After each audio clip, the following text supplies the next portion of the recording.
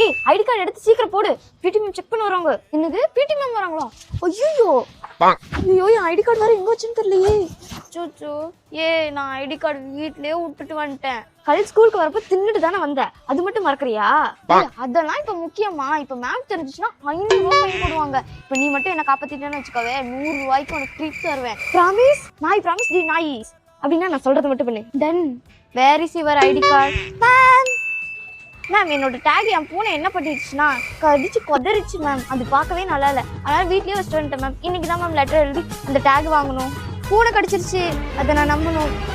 சரி போ லெட்டர் எழுதி கொடுத்து புதுசு வாங்கிக்கோ. Yes ma'am. Thank you ma'am. இந்த மேடம்க்கு என்னாச்சு? மேம் என்னோட ஐடி கார்டு வந்து நேற்று மிஸ் ஆகிடுச்சு மேம். எங்கே மிஸ் ஆகிடுச்சுன்னே தெரியல. அதனால தான் இன்னைக்கு லெட்டர் எழுதி பிரின்சிபல்கிட்ட கொடுக்கணும் மேம். 2 பேர்த்துக்கும் இப்போ ஈக்குவலாக நைட்டு நடந்திருக்கு. இது நான் நம்பணும்.